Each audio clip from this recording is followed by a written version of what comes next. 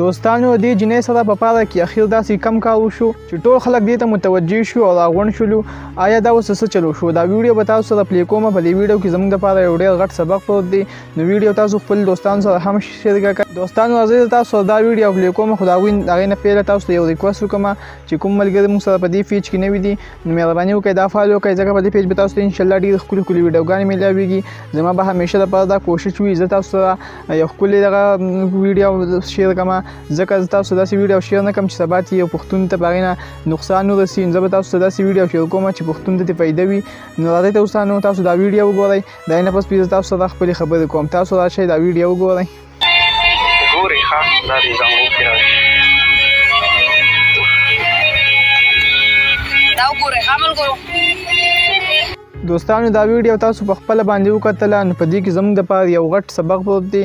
کوم کسان چې هم په اخترونو کې داسې خپل زنانه چې کوم دی پارکونو ته بوځي نو د هغوی به هم داسې حال وي. دوستانو موږ له پکار دی چې خپل زنانه پارکونو ته نه بوځو، ځکه زنانه په کور کې خوند کوي، په بهر باندې خوند نه کوي. نو موږ له پکار دی چې خپل زنانه چې کوم دی په کورونو کې رامنې کړو، داسې پارکونو له نه بوځو، ځکه د دې چې دا کوم کار وشو نو دا سبا الله مکه د نور څه هم کیدلی شي. نو موږ له پکار دی چې خپل زنانه چې کوم دی نو د کورونو کې رامنې کړو، پارکونو ته یې نه بوځو. دوستانو دا ویډیو تاسو خپلو دوستانو سره ډېره شیر کړئ، ځکه په دې کې زموږ دپاره یو غټ سبق پروت دی. او که دا ویډیو هم خوښ شوی وي نو ویډیو لایک هم کړئ او سعید جان افیشل یوټیوب چینل او پیج هم درسره لایک کړئ. ډېره زیاته مننه. والسلام.